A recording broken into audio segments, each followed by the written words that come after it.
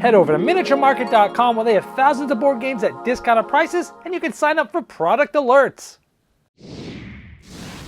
Hello my friends, it's the Game Boy Geek here, my 101 best games of all time, and this list we're getting close to the top, numbers 20 through 11. If you missed the last 10, I'll put that link in the description below. I've also made a playlist on my YouTube channel of the best board game lists, and you can see all of them there. We're almost there. All of these are ones that I absolutely love. Here we go.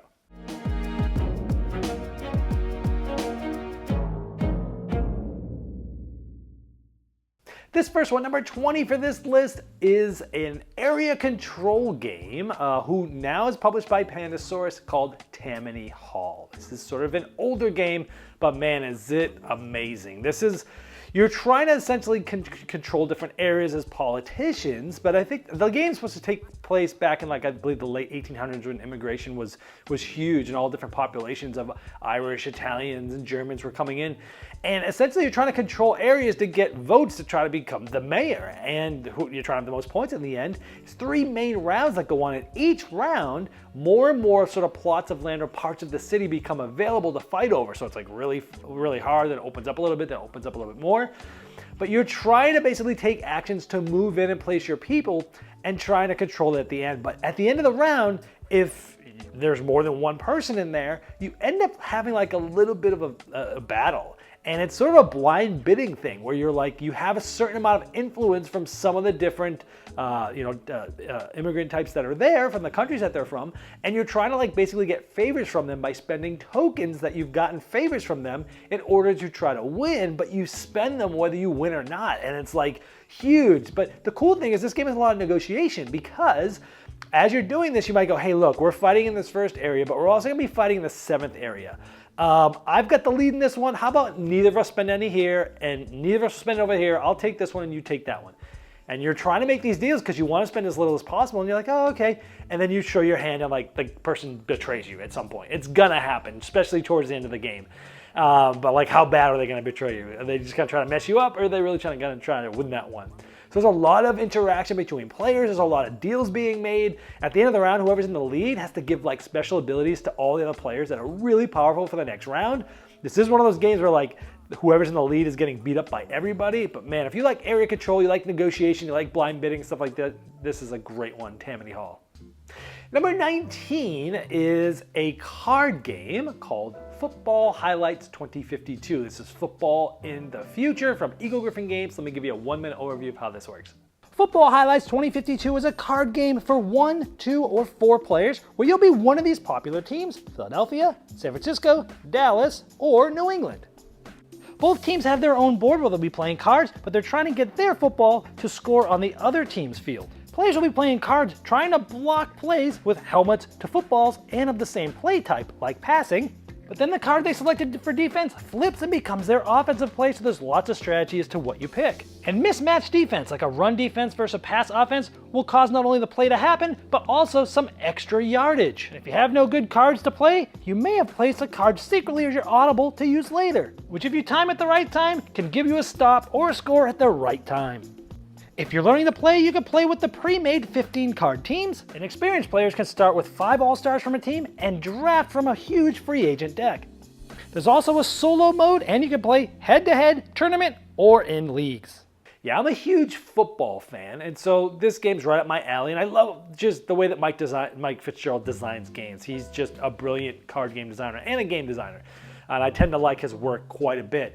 Now, even though I love football, I wouldn't say you have to love football in order to love this game, because this is basically a card-driven game. Now, with that being said, this is probably the most real, even though you're playing on 2 different boards at the same time, it feels more like football than any of the other football games that I've played. And it has spoofs on the real players, but the way that this game works, and the way of playing a card for your defense, but then that card spins and is now your offensive card, is awesome, because it's you might have a great defensive card, but it's not really going to go well with where you are on the field for your offense. Or you might have you've been having a good plan for your offense, and you're going to have to play the card for your defense, but it's going to let the other player possibly score.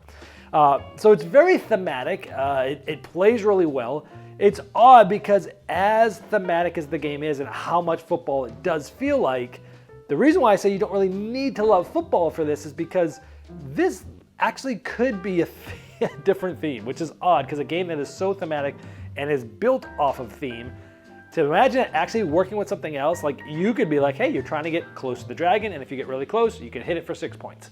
But if you get really far away, you can find a rock and try to throw it at the dragon for 1 point, right? And you're trying to stop the other player from getting close to the dragon, and they're trying to stop you. You could have themed this as a fantasy game, which is crazy because I know from this design that it was a football game and made with those with the thematics and the mechanisms of football first. So I say that to say, like, if you don't like football, but you really like good card games, don't just pass this one up. For people that do love football and you do like card games, this is a no-brainer. It's a fantastic tactical game that feels like no other football game I've played before. Football Highlights 2052. Number 18 is a cooperative game where you can't communicate, but you're playing cards willy-nilly, freely, all free. We're talking about The Mind, also from Pandasaurus Games. Let me give you a 1-minute overview of how this works. The Mind is a cooperative game for 2 to 4 players where you're trying to get through a certain amount of levels depending on how many players are there, and you'll have a certain amount of lives in order to get that done. Each player is given 1 card for whichever level they're on, so in level 1 everyone gets 1 card, and you're trying to play these in ascending order. But the trick is, you can't talk. You're only using body language by how tense and how close you want to be to the table and how fast you want to play the card, and you're trying to figure it out with each other. But watch out, because if you play a card out of order, you'll lose one of your precious lives, and if you lose all the lives, you've lost the game. As you go up to the different levels, you get more cards. For instance, level 2, everyone will have 2 cards. You also can use a star, which means you can raise your hand, and if everyone does it, you can get rid of your lowest card face up. And some levels even get you a life back if you complete it. And you're trying to finish a certain amount of levels depending on the amount of players, and if you finish that, you can go into extreme mode where all the cards are played face down, and for every error you've made after you flip them up, you would lose a life. It's extreme.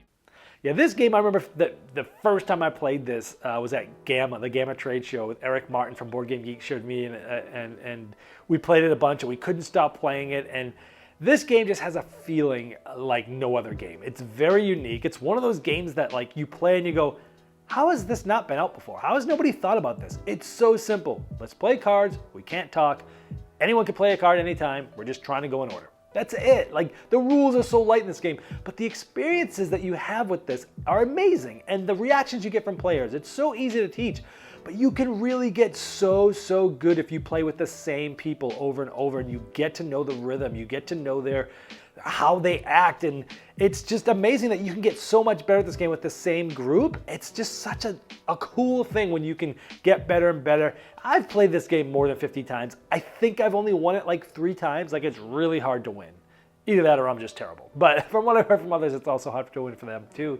And if you're just looking for a quick, easy, cooperative card game that can bring new people into the hobby, but also have gamers that when you get really good, it gets like meta, it's amazing.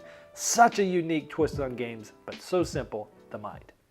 Number 17 is a very popular game that won the biggest award in gaming, the Spiel des Jahres Game of the Year when it came out. This is Azul from Next Move Games. Let me give you a 1-minute overview of how this works. Azul is an abstract strategy game for 2 to 4 players where every player will have their own board that they're building these beautiful tiles on. On your turn, you'll either be drafting all the tiles from the same type from a factory, pushing the rest to the center, and adding those to your board, or you'll be taking all the tiles from the center of one type. At the end of the round, you'll be placing finished rows onto the board to build a beautiful mosaic. All additional tiles get removed from the game, and if you've gotten too many, you'll be getting minus points. And this continues until one player has finished a horizontal row, and you'll get bonuses for having 5 of the same tile, also for having horizontal rows completed, and for also having columns completed. There's also a variant where you can place tiles in any of the places as long as there's not more than one of the same tile type in the same column. Yeah, this game got so much buzz, even way before it won the Spiel des Jahres. When it first was coming out, the buzz was huge, and I had gotten a copy and I had heard the buzz before I played it, and unfortunately for me it did a disservice to the game because the expectations were so high that when I played it at first, I was like, it's good, but man, not as good as all this buzz is, right? And so I reviewed it and I was like, yeah, it's a good game. If you like abstract games, it's beautiful on the table, it's a good game. That kind of moved on, and then later on, and we're going to talk about why in just a few numbers, I came back to this game and then got the expansion and then started to play it more and more and more without having that like preconceived notions it has to be like the best game ever. And it grew on me. And every time I've played it since then, it's continued to grow on me. So much so that it's in my top 20 games of all time. And I never would have thought would have been here after my first, say, 5 to 10 plays of it, which is what, about when I was reviewing it, okay? So this is one of those games that was a slow burn for me, but I've used it in many occasions with people that haven't played a lot of games before, and I've played it with gamers, and it works well in both settings. If you're looking for that abstract game that's very clever, that can be very mean, but has a lot of things to do with interactions and looking turns ahead, then you're gonna wanna check out Azul. Number 16 is another sort of Azulish style game, meaning it's puzzly, you're building your own board. This is from Floodgate Games called Sagrada. You're building beautiful stained glass windows, and this is another puzzly game where you're drafting dice, and you're drafting these dice and you're placing them on your own board that changes every game. And some of the spots you have to place a certain color. Other spots you have to place a certain number, but it doesn't matter what color. But no matter what you're placing, you can never place the same color or number orthogonally adjacent to each other. And so it is this puzzle where you're trying to not place the pieces that are going to make it harder for you later. But in addition to that, there's 3 public goals at the beginning of the game. These change every game. So you have different goals that score. Those are pretty much the only way that scores, other than you get one private goal, which is usually like you add all the pips of a color. And the expansions add a lot more variability to this. But it's pretty simple. You're drafting dice, you're putting them in your window, you're following these rules, and those constraints make the game fun, and the way that the scoring makes this game fun. Plus, I have every expansion for this game. It's really makes this game like a gamer's brain burner melt game. I love the way you draft the dice. It's like a serpentine snake draft. It's beautiful on the table. If you're looking for that puzzly game that plays well with a wide range of players, there was also a 5 to 6 player expansion, which is amazing. It also helped draft in a new way, where everyone gets their own private dice pool. This game's fantastic if you like sort of puzzly, abstract style games that look beautiful, that aren't too complicated, but offer a lot of depth. That's Sagrada. Number 15 is a callback to number 17, 2 ago. This is Azul, but the second one, Stained Glass of Sintra. This is the highest one of the Azul series in my list. No more will be shown. But what happened was I told you when I mentioned Azul that I played something else and it brought me back to this. And that's because, again, when I first had played Azul, I was like, okay, it's good. What's next, right? And Azul Stained Glass of Sintra came out and I loved it. I loved it so much more than the original, and I still do love it more than the original. And this game has the aspect of drafting those tiles, but how you place them, what you're trying to do, the way that you score, the way that you can manipulate your board and not take a turn to try to mess with people, and the timing of the game just made this game so much better in my opinion. And again, at this point, I've now come back to Azul, the original, and played it more and more after loving this one so much. I'm like, well, maybe I should try that original one more and more. And I still like this one better, but they're both very good. And I didn't want to just take one slot up for both of them because other than the drafting, which is pretty similar, the rest of what you're doing and how you're doing and how things score and what you're thinking, they definitely feel like a completely different game. This is my favorite of the bunch. Again, it looks beautiful, but it is so much different from the original Azul. I actually think this one's easier to teach than the original Azul too. So if you're like, hey, I like this, these look kind of cool, which one should I start with? I think you can start with this one. It's my favorite, and it's just as easy, if not easier to teach than the original Azul Stained Glass of Sintra.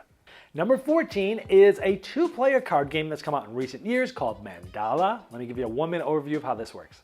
Mandala is a beautiful 2-player card game that plays in 30 minutes where there's 6 different types of cards that you're going to be playing, trying to score them. The game comes with this beautiful linen playmat which helps with gameplay and for scoring. Over the course of the game, you'll be collecting certain sets of colors, and each of those cards that you score for the rest of the game will be worth a certain amount of points. For example, all the purples in my score stack at the end are going to be worth 6 points. The game has 2 different mountains. Think of them as 2 mini games that are going on at the same time, and you can play to either of these. On your turn, you're either playing a card to the center, which are the cards that will score this round, and then being able to draw up 3 cards. Or players are playing multiple cards on their side, trying to have the most influence to have the first choice of the scoring cards for that round. But each color can only be played once on the entire mountain, on our side, their side, or in the scoring center. Once the last of the 6 colors is played, it resolves. Whoever has the most cards on their side gets first choice of the scoring cards. And the cards we collect will tell us which ones will score how much at the end of the game. Unlike what I mentioned with the Azules, or the first Azul, this game took me from the first play. And like, how'd you, hello, you know? And this game, I felt like even after the first play, I was like, wow, this thing's gonna be an instant classic. And more than 50 plays later, I can tell you, this is still an instant classic. And I think this is gonna be, you know, mentioned in the same breath as Lost Cities that we talked about in an earlier list from Ryan Kanichi. That's sort of like the 2-player classic game. I think this game is gonna be talked about for as long as Lost Cities is, because it is one of the best 2-player tactical, quick 30-minute card games out there, period. It's so clever. There's a lot of nuances where you're sort of playing on those 2 different mountains. You're essentially playing like 2 different mini games, and the timing of which one you're going for, and the secret cards at the beginning, just something so simple, but it adds so much to even just the beginning of the strategies of the game. And as you're building up, you're trying to like, hey, should I try to race this and get a bunch of scoring cards so I can end the game because I think I'm winning? Or should I, you know, should I just like bank on getting a bunch of these ones that are all just 4s for me, which aren't bad, they're pretty good, but I can get a ton of them if I go from over here. Or someone thinks they're gonna win something over here and you can kind of take it from them. Oh man, it is a tense, fun game. It's weird because it's tense and relaxing at the same time because it's beautiful, it has that nice playmat. It's sort of zen looks, you know, looks like a little zen-ness there, but man, it's tense too, and it can be pretty mean too because you're trying. It's 1 against 1. It's tough. If you like little 30-minute card games, and it's so clever because the cards have no numbers on them, which is odd because usually almost every card game you play has some sort of numbers on them. This doesn't. It's just colors. It's crazy. This game is fantastic. Lots of nuanced play that unlock after multiple plays. I'm still learning things 50 plays in. Great game, Mandala. Number 13 is a social deduction game called Deception, Murder in Hong Kong. This is published by Gray Fox Games. This game is so cool. It's a cooperative game, kind of, where some of you are on the good team and some of you are the murderer and or the accomplice. Now the murderer, everyone has cards in front of them, and they're gonna be different things like the means of the murder and evidence left behind. There's basically blue cards and sort of brownish cards. Now at the beginning of the game, one player is the forensic scientist, and they get to know A, who the murderer is, and possibly who the accomplice is, and which one of the 2 cards was found at the murder scene and the evidence. Because the murderer, while everyone else's eyes are closed, is gonna pick one of their blue cards and one of their brown cards. And that's basically the thing that you're trying to solve. Well, one player gets to see that. That's on the good team. Everyone else's eyes are closed. And so for the rest of the game, that player has to give clues to the rest of the good people trying to figure out A, who the murderer is, but B, what were the 2 cards they selected that had to do with the murder. But they can't talk. All they can do is put little tokens on these sort of description tiles to tell them the cause of death, the area of death, the time of day. All these different things are going to give clues, and players are all, as these clues coming out, talking about, well, who has cards that might match that thing? Who has 2 cards that might match that thing?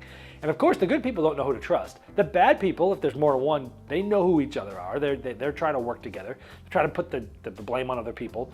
And it's just a brilliant thing. There's also additional roles and lots of different things that you can kind of add to this as the game goes on.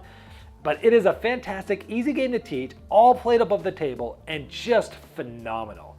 It can be played with players that don't play a lot of board games because the mechanism is very light. You're just talking about what you think the murder is. That's it. And if you don't like deceiving people, you can play this too. Unlike most social deduction games where you're lying to people's faces, this one you don't have to. Because if someone puts out, if they give a clue that points to you, you could just go, you know what, it also points to this and it also points to that. Sure, it points to this, but it points to these things too.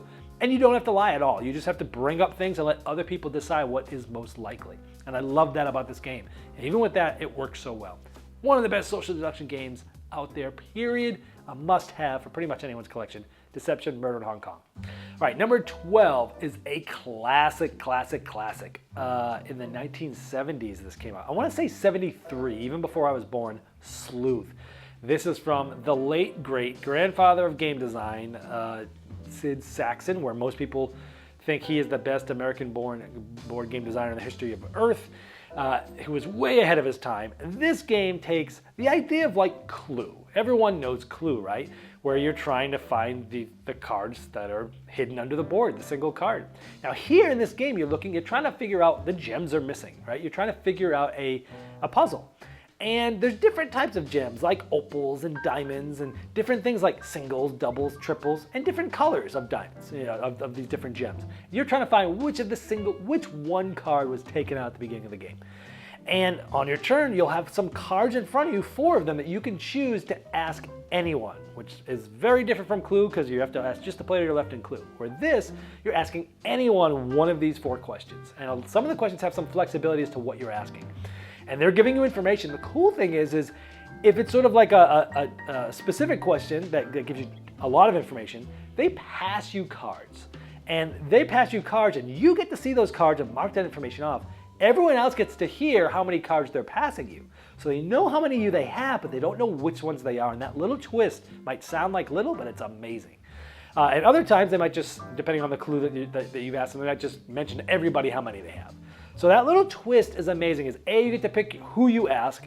B, you get to pick kind of what you want to ask them from those 4 cards. And their answers different between who asked versus everyone else. It is so clever, so streamlined, so amazing.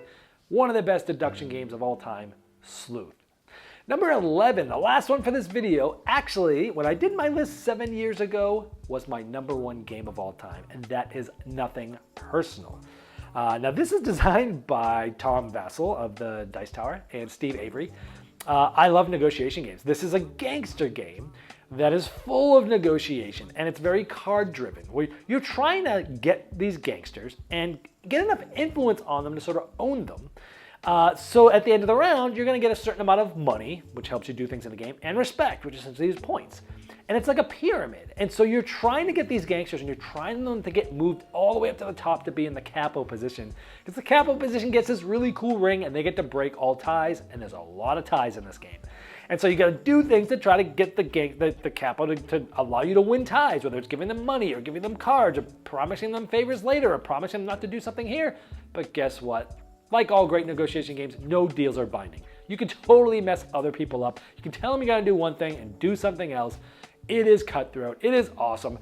The art is great. This is a longer game.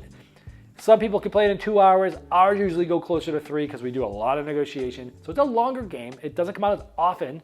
And it can be somewhat fragile. You got to play this game like it's a negotiation game, not like it's a Euro game if you want this game to shine. And it's dropped a little bit just because of how long it is. It doesn't get to the table as often because it takes a longer time to play it. And also we've had a couple of, odd plays of it where sometimes the players are really ganging up together on other players. There can be some king making there, which can make the end not be as fun. So that's probably why it's dropped a little bit, but the game is absolutely amazing. Best negotiation game out there, period. Nothing personal. All right, there was numbers 20 through 11. Wow, the next one is all top 10. Now, before we do that though, I'm gonna be launching a video with Greg Dixon, and he's gonna be debunking my list, and we're gonna be talking about even more of the experiences we've had with these games. We're not gonna talk about more about how to play them. That was sort of this video, but in that one, we're gonna talk about our experiences in even more depth. If you wanna learn more about those, subscribe and ring the bell and you'll be notified when that comes up. This has been the Game Boy Geek, breaking down barriers, growing relationships through board games, and helping you find the next one you'll love.